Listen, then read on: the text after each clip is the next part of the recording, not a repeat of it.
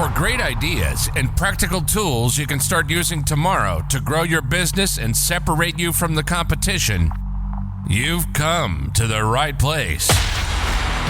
If you're into B2B marketing and sales, then welcome to the one and only B2B Marketing and Sales Podcast. With over 60 and counting total years in the trenches of businesses small and large, they have a plethora of knowledge and experience that generate you more leads, capture more clients, ring up more sales. Well, doggone it, just make you more money. How about that? Always thought-provoking, yet dubiously entertaining. Please welcome to their respective microphones across 3 time zones, your co-ringmasters, the Dave Loomis, and not the rock star, Steve Miller. Then we are going to do it. Hey, everybody. Welcome. Now, normally I come out much more enthusiastic, and it's not that I'm not enthusiastic about the topic today, but I just thought I would try a little more professional. Hey, everybody. This is Steve Miller, better known as Kelly's dad and marketing gunslinger. Welcome to the B2B Marketing and Sales Podcast. Can you just for contrast, can you just try it the other way, your usual way? No, okay. Hey, everybody, it's Steve Miller, better known as Kelly's dad and marketing. Yeah. Which one you like better? A second one. Come on. Okay. Yeah. Welcome to the B2B Marketing and Sales Podcast. I'm Steve Miller, better known as Kelly's dad, marketing gunslinger, not the rock star, all that stuff. And now I'm going to introduce you to Mr. Mello, the voice himself, the author of this incredible book right here, Marketing is Everything We Do, Mr. David Mayo Loomis, the voice. Bring it on, buddy. The Dave Loomis, I think you meant to say. I thought I said the David Mayo Loomis. Well, maybe. I don't know. I didn't say that. I apologize. I'm so sorry. I missed the the. But it's okay. There are other Dave Loomises out there. Yeah, we don't want. No, that's why I always say David Mayo Loomis. Yeah, and just as there are other Steve Millers.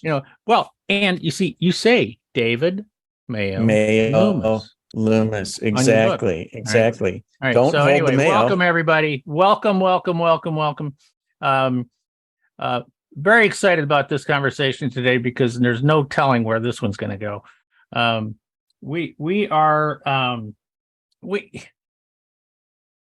AI actually helped us pick this title. Are we going to use? Should you read the title? Yeah, let me find it. Because give the context on how you came up with it. Okay, here's what we did, folks. I gave 3 prompts, okay, and it gave us 3 different lists. I didn't send you the prompts, Steve, but you know how I write very long prompts. Very long. I use them in bed. Yeah. I told Chat GPT trying to get some sleep. So yeah, exactly. Yawn. Can you get to the point, Dave? So I gave all the background of who Steve and I are. Yeah. Gave the websites. I gave the websites that we have, and I said to Chat GPT, and I gave the website of the Spotify link so that it could see all of our podcast episode titles and all the explanation about them all. Okay. And then I asked it, please, knowing what we do, come up with 10 podcast episodes that cover topics we have not covered, but that we would be able to cover based on our experience. Now, if I remember correctly, you said the very first response you came back with was, "What the hell are you talking about? For you guys?" No, of course I'm kidding, but he's kidding. He's kidding. I'm a kidder. It didn't say that. It said it actually said there are no other topics. You guys know nothing. You covered it all. It came up with 10 potential. It says, they're amazing. They're amazing. Yes. Now, don't give away the other ones. Let's just talk about. I'm not giving away the other ones. The one that we're going to talk about today. Then I asked for more. Right, more. And the reason, and I also said, hey, by the way, we like to provide very practical tools and tips that people can start using like immediately. that are helpful, and give me 10 more. And it gave me 10 more. Then I said, hey, here's a link to Steve's book, which has the explanation of Uncopyable, how to create an unfair advantage over your competition. Amazing book by Steve Miller. And I gave it the link to my book, Marketing is Everything We Do, by David Mayo Loomis. Amazing. And I said, based on what we write about and all the other stuff that I asked you about, what are 10 more topics? And I'm not going to tell you all the 10 because we need to use them. But one of them seemed really interesting. And actually, two of them. Well, I think a bunch of them. No, but one sparked you as the top, and another one sparked me as the top. And so we're taking yours today. Yes, we are. Yours was number what? Well, just tell me what number it was. I'm looking for it. Hang on just a moment. I know that mine was number 10. I know, exactly. I know that. Find it. I can't find it. Okay. I'm sorry. All right. I'm looking for it. Can you remember what the title is? In a sea of, I think it might have been from a different list. Hang on a second. We're losing listeners right now. So I know. Come on. And this is right. And okay, folks, pardon us, but we are talking like on July 6th. All right. So 2 days after the holiday, and I was, and my smoking hot wife, Kay, and we were gone for like 6 days playing golf and partying and swimming with our best friends in Albuquerque. Well, here's the thanks for that fill-in. That was great. That was so good. I'm sure people love to hear about that. Thank you. I'm an old TV radio it actually came. It's number 8 from the very first. Okay, list. So yours is number 8 and mine is number 10. All right. Yeah, but it's from the very first list. It is. Oh, I'm sorry. Okay. Yeah, it's from the first list. All right. And there were 3 lists. That's why I didn't find it right away. It's called Nurturing a Culture of Creativity and Innovation in B2B Organizations. Okay. Now, I have used the word cultivating in the past, cultivating a culture of creativity and innovation. I've used that actual phrase. I don't really think I necessarily said it like that, but maybe I've said it. Maybe it found something else that I wrote. It used the word nurturing. Nurturing is interesting. Nurturing to me assumes that you sort of already have it, but you can kind of nurture. Cultivate to me, maybe you cultivate and then nurture. Yeah, you have to create an environment where something will grow. That's okay. Now, all right. So why? Why? That's a great title. It's a great conversation. Yeah. Of nurturing or cultivating a culture of innovation, a culture of creativity and innovation. Yep. Creativity and innovation. Yes. Why would this be important? Well, is that a rhetorical question? No, not really. I mean, I think there's so many CEOs out there that I would say just assume wrongly that they have it. Like it would be great to ask, like, if you could wave a magic wand and ask like 500 CEOs of, global companies, right? On a scale of 1 to 10, what level do you think you have a culture of creativity and innovation? Or even just yes or no, do you think you have a culture of creativity and innovation? Who's going to say no? I don't know. But the truth of the matter is that it is a top-down thing, and it also doesn't always happen, because I feel like companies get trapped in their own success, and they start repeating themselves and doing the things that they've always done to make money that they want to make. And then they get complacent. And after a while, it's not creative. It's cost. It's cost, bottom line management. It's not innovative. It's me too, playing not to lose. When you start playing not to lose instead of playing to win, you're setting yourself up to lose. Yeah, I think that, and I think you're exactly right. I think there's an awful lot of companies, and primarily the older companies. I don't know what older means. I mean, I don't have a definition for older, but I think there's a point, like Twitter. Yeah, don't even get me started on that one. But I think there's a point in a company's growth where it goes from, man, we got to go get business. And in order for us to get business, we have to be aggressive. We have to be creative, right? And then it gets to a point where it is, okay, things are rolling. If it ain't broke, don't fix it. Yeah, don't screw it up. And also, we own a lot of stuff now. We own all these lines, or we own, we pay all this rent, and we're in contracts, and I have all these employees that I have to pay. So we need sales. Get out there and sell some stuff. Right. And that, all of that, plus much, much, much more, can stifle creativity and innovation. So when we're talking about creativity and innovation, now we're using two words. Are they different? Sure. I mean, I would say so. What do you think? I'm not so sure. I think it's how you define where it fits. Okay, is a company creative?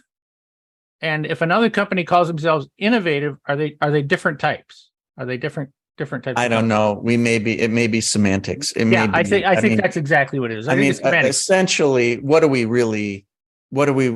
mean? We mean that the company is going to do something that differentiates itself, like you talk about being uncopyable. Mm-hmm. That's going to fuel growth. I mean, they're going to add value to whatever customers are buying, but it's going to fuel growth, and it's going to keep them going. And whether you call it creativity that gets them there, or innovation, it doesn't really matter. Well, but I think also I think when you say to be creative, to be innovative, there's also a perception of a risk factor in there that we're doing pretty well right now, and in my mind, a forward-thinking company is always actually thinking. Like, I have a question that I have for companies is, if somebody knew everything about you, and I mean, they know, they know how you started, they know who your marketplace is, they know how you build things, they know how you design things, they know how you ship things, they know how you handle customers, they know all that stuff. If they were to say the ultimate insider, like the ultimate, like a co-founder or something, leaves and then goes and starts another company, what would they do? Yeah, I actually, in a SWOT analysis, which many companies go through SWOTs, strengths, weaknesses, opportunities, and threats. I actually, when I do it with clients, I do what I call, it's a SWOT, but it's spelled with two T's. Yeah, because two T's are better. It's so much cooler. Extra T. And in our world, that's creative and innovative. And it really is, and risky. Risky. I think you pulled it off. But because we get into the typical conversation, what are threats to our company? And they're all the typical crap, right? Weather, the environment, economics, the financials, externalities. It was never anything about us that kept our sales down. Yeah. Last quarter. But if you switch it to exactly what you're talking about, is that somebody knows you. They're an ex-employee who knows everything about you, just disgruntled employee. All right. And so they say, I know their weaknesses. Mm-hmm. I know where their gaps are. And if we take advantage of that and we create something new that fills that gap, or or does it this way instead for them, we can kill them. Yep. And so I say to people, and I say to my clients, I say, be that person to yourself. Look at your company as if you were that person. And now, and start to look for creative and innovative ways to compete against yourself. And go from there. Okay. Yeah, it's a great way of looking at it. You started off by saying, doesn't being creative and innovative imply some risk? And I think that may be the key to all of this, in that leadership at whatever level, to actually get to the finish line, to get over the line, to say, oh yeah, we have been creative and innovative. Like, you have to have some risk. In other words, there's a chance of actually trying something and it fails. Mm-hmm. And if you get fired because of that, that doesn't look real good to the other people that are still there. Right. Like, oh, so-and-so went out on a limb and tried something. We actually told him, because he's in the innovation department, that he should try this, and that he's got a skunk works, or he does this or that or other. Yes. But you know what? It didn't work out, and he wasted a lot of money. And so he's gone. Does anybody else want to be real creative and innovative now? Yeah. Probably. Occasionally, not. and occasionally you hear about companies like, see, like when Lockheed started the Skunk Works. Mm-hmm. They put them, they completely separated them from the company. Right. They literally created this division that had almost no contact with any other division in Lockheed, and so they were given permission to fail. Mm-hmm. But the way they separated it, it had no impact on the current company. Mm-hmm. Yeah, that can be very helpful, because it's hard when you have, as you say, an older company, however old, whatever you define old as. You just sort of set in the ways, set in processes, and that sort of thing. It's kind of hard to break out of that sometimes. It's very hard, and but the second example that I can share is Boeing. When Boeing, designed the 777, which for the very first time was an airplane designed by computer. Okay, and everything was, it was completely different, and everybody knew. And what Boeing was betting the company. That was the phrase that we, I'm in Seattle, and bet the farm. That was back in the days when Boeing was almost 100% based here, and and Steve's in Seattle, by the way. I'm in Seattle, yeah, and and it was a pretty common, everybody knew it. They were betting the company. And see, so that's a different thing. That's a different thing, because when we talk about risk, so like the risk of the Skunk Works, versus the risk of betting the company, two different things. Here's another take on things, and I'll ask this question, and maybe we can talk about this for a minute, because. And if anybody, if you'd like to call in to us right now, the number is great. What's your phone number?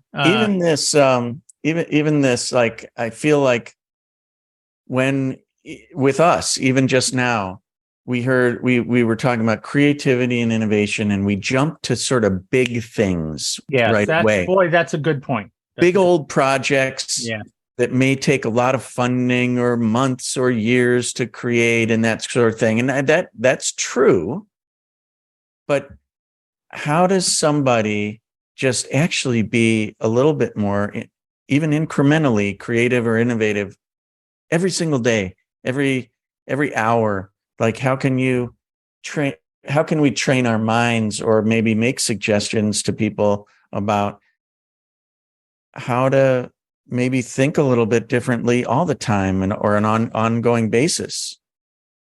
So, I grew up having had exposure to W. Edwards Deming, who, was kind of part of the continuous improvement movement, right? And I've always had an issue with that. Not with everything that he teaches, but or Duran or any of those guys. Crosby. Yes, right. What I've had an issue with is that I think, to me, continuous improvement should just be a given. Right. Shouldn't you always try to get better? How should that be needed to be a thing? Yeah. It's like continuous improvement is not a strategic advantage. Definitely not. Definitely not. In fact, that's what you need. That's table stakes, basically. But great way of putting it. Table stakes. It's a must-have. In this day, you are dead in the water unless you have continuous improvement. So we're not. Yeah. I guess if that's the case, then being creative and innovative to a certain level is going to get you some continuous improvement. And I don't think you and I are talking about that. We're not talking about just getting better a little bit all the time. I hate that. I hate that. I don't want to have anything to do with that, because to me, that should be what you just do every day. Yeah. There was this guy, Michael Hammer, who Michael Hammer. He coined the term process reengineering. Yeah. And I thought one of the best exercises that he suggested, I'm not sure if I've ever talked about this before, but I heard this from him. Were you afraid to talk about it? Yeah, I was afraid he was going to just come from the grave after me. No, I wasn't. Okay. But here's the thing.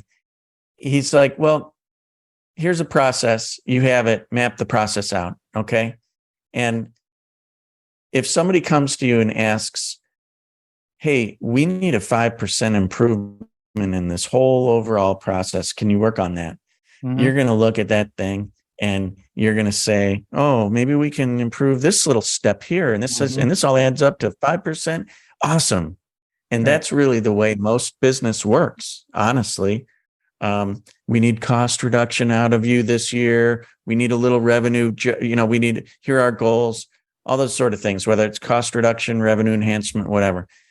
But he says, you're going to get breakthroughs, but you're only going to get them if you challenge yourself for just some ridiculous level of improvement.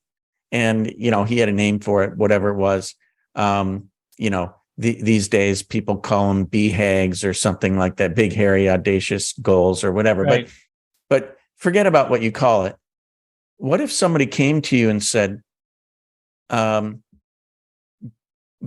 this time, 2 months from now, we've got to cut the cost of this organization in half. Mm-hmm. But we've still got to have the same output and we've still mm-hmm. got to do the same thing. What would you do? Oh, shoot.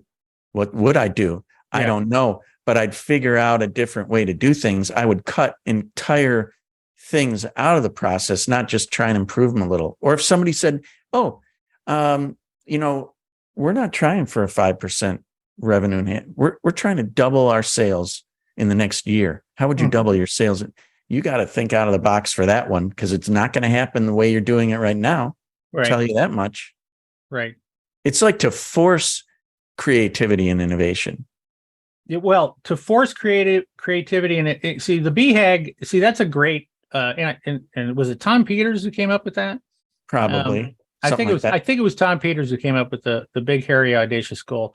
Hammer was just great. I mean, all these people we're talking about were immensely important to the advancement of business today, primarily, quite frankly, manufacturing. was what they were primarily involved in. I was W. Edwards Deming, growing up and having had exposure to him because of, he and my dad worked together. And he used to talk about like benchmarking, because essentially when people, a lot of companies, I would say the vast majority of companies, when they are coming, they're trying to say, how do we get better? That's what the question is. The question is, how do we get better? Not right. How do we get different? Very few companies ask that question. Right. And that's what drove one of his frustrations with American companies. He had a lot of frustrations with it, but he would say, okay, benchmarking, he says there's intrinsic benchmarking, there's extrinsic. He said, and typically the typical company in the US, and he would rant about US companies. He would say the intrinsic benchmarking is that you would study your competition in your own industry. Oh yeah, setting the bar real high. Yeah. Right. Yeah. And quite frankly, folks, to let you know, if you've ever wondered when anybody's ever said to you, get out of the box, have you ever asked the question, what box? Okay. That's the box he was talking about. You're in your industry box. All right. And so what you do is you look at the other guys, you go, oh, look what they're doing. Oh, we can do that. We can do that better. And most of the improvement that companies would be looking for was not so much innovation as it was efficiency. Right? Right, exactly. Ideas to make things just a little bit more efficient at a time. Oh, I see they're doing it that way. Oh, let's take apart this forklift. Right. We used to do reverse engineering at my old company. We'd buy the competitor's forklift truck, take the whole thing apart, see what they're doing, and actually try and estimate their costs too, because we wanted to know how profitable they were. Yeah. But also, they did it this way. Ooh, that's interesting. Okay. Yeah, maybe we could try that. My dad used to say to me, my dad being the engineer guy, he used to say that his objective with the production line was that if he would go in and he would look at the production line and there was 10 steps in the production line, he said he would go in and ask himself, how do I make it 9 steps? Yeah. Then how do I make it 8 steps? Mm-hmm. And that was how they would try to beat the competition. Either faster to market or shorter and stuff like that. But that's not innovation. Innovation is when it's new. Innovation or is new to your industry. Innovation is when you don't look at the competition that are inside your box. And this is the intrinsic benchmarking Deming used to talk about. He said, and go study him, gang, if you think that I'm lying to you. He called the other one was called extrinsic benchmarking. And he said, if you want a new idea, you have to go study somebody or a company that has nothing to do with your industry and look at it from their perspective. Okay. Yes. And that's what, how I created the stealing genius idea of go study what I call aliens. Yeah. If you want to come up with a creative idea or an innovative idea, and really you're not coming up with creative idea or innovative idea, but what you're doing is you're going to, like, if you're in the manufacturing world, then go study art. Something, just something different can trigger amazing ideas. Right. That's getting out of the box. I'll sort of plus you. I don't know if this is plussing I would love for you to plus or sidestepping, but there's a couple other ways to do this too. A couple other ways to think about it. If you're manufacturing something and you're thinking about a component, you might always, like, let's just say you're doing bicycles and you're looking at the bicycle braking systems. You're like, okay, let's look at all the other bicycle braking systems, and we get the competitors, and we in the box, take them apart. We're in the box, intrinsic. But here's the other thing that you can think of for whatever component you're thinking about. Think about what's the most intense of that component on Earth known to man at this time. And so for braking systems, let's just say, what's the most intense braking system that there is? Right now, maybe it's on a jumbo jet. And, Parker Hannifin makes it. It's hydraulic. There's something in there. I don't know who makes it. But it sounds crazy to go look and see what braking systems do on jets for a bicycle. But if you do, you might learn something. Or just go wild with it. Because as you said that, I started thinking to myself, I'm thinking to myself, braking system. Well, but there's also another way of saying it. Stopping systems. What stops? Okay. Go to the Netherlands. How do they stop the ocean? A dike. But they've actually got very, very sophisticated methods of doing that. By this time, I'm sure they have. They've been doing it for hundreds and thousands. It's unbelievable to see some of the stuff that they're doing over there. I would like to see that. So that's right. It's the stopping systems. Here's another thing for inspiration. So are you familiar with biomimicry?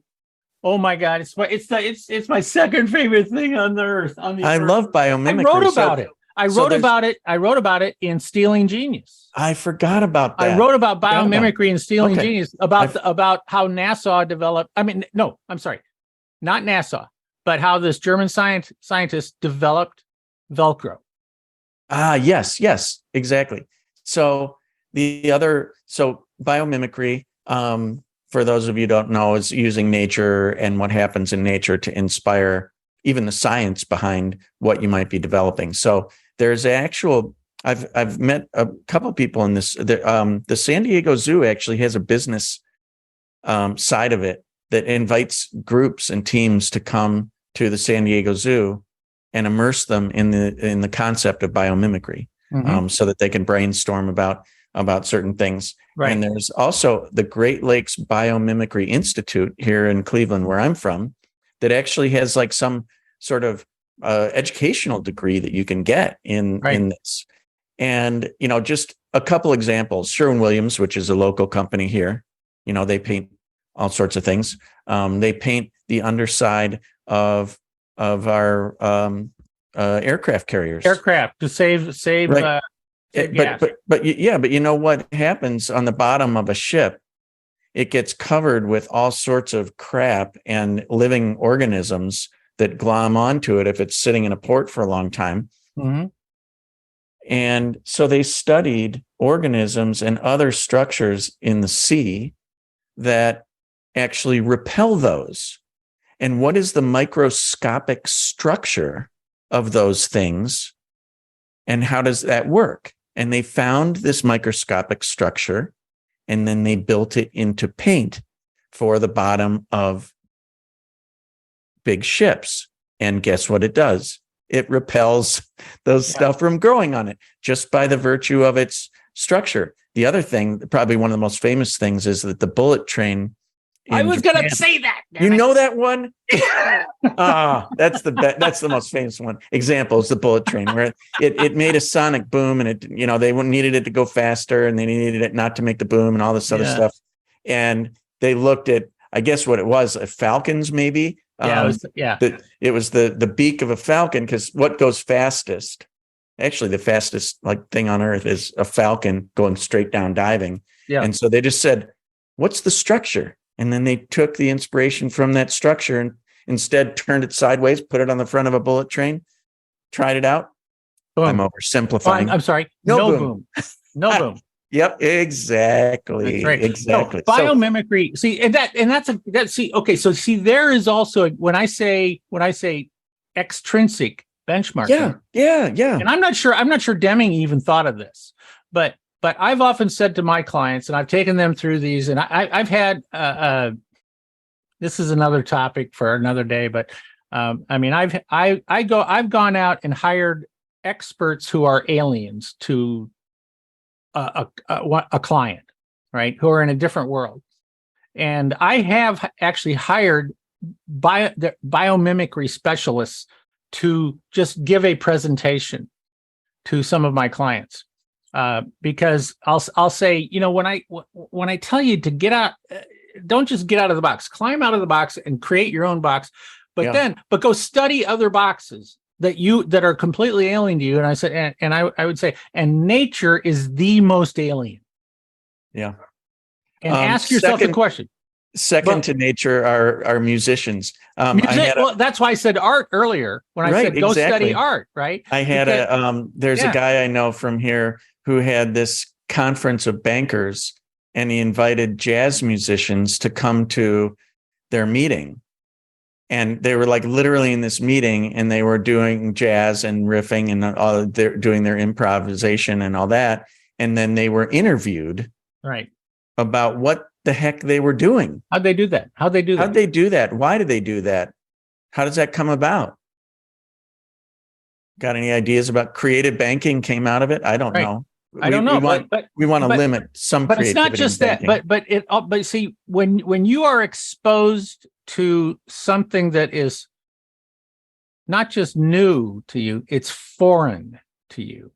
Mm-hmm. And when you are exposed to something like that, and you're and given a good perspective, I hate to say a good education, but your eyes open up, and all of a sudden the balloon, your comfort zone balloon, just expanded just a little bit. And so, like, if we go back to the question of how do you break, and you rephrase it, how do you stop?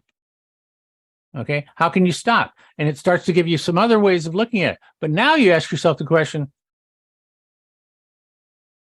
what in nature needs to stop?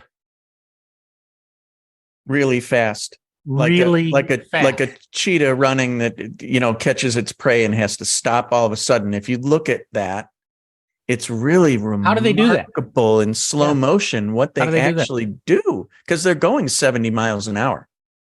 I saw a video last week, and I have to go back and look and find it, because I don't remember what kind of it was an antelope type of animal. It was not an antelope, but it showed this, and I will say this, not an antelope.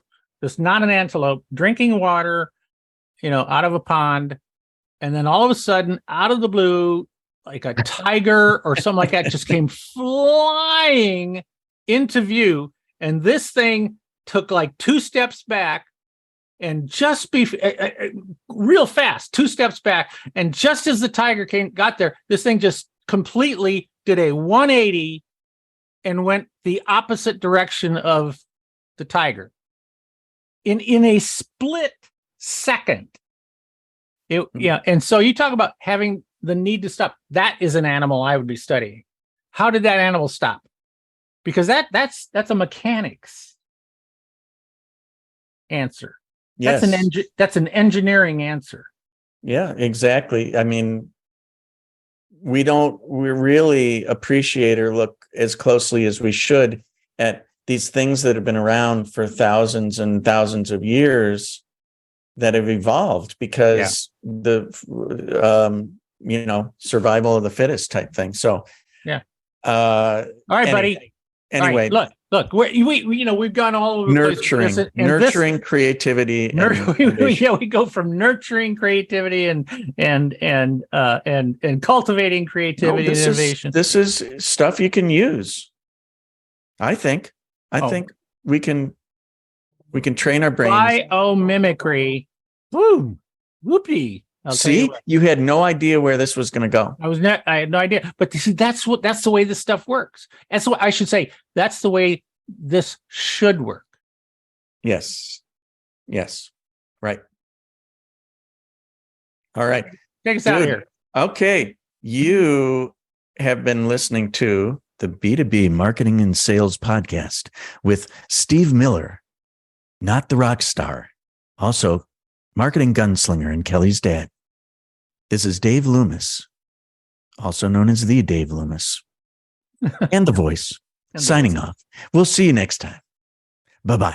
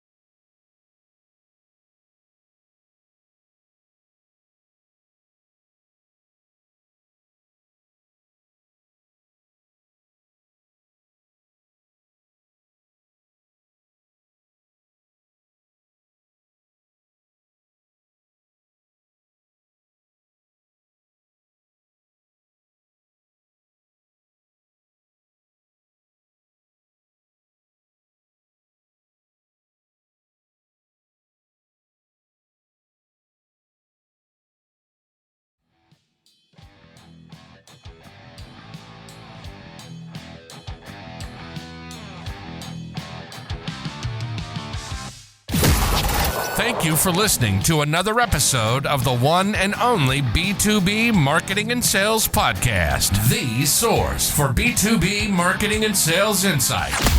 If you enjoyed the podcast, please be sure to subscribe and leave these old guys a 5-star rating. Check the show notes for any links and contact information. You can always contact us by going to b2bmarketingsalespodcast.com. Thank you, and keep on marketing, keep on selling.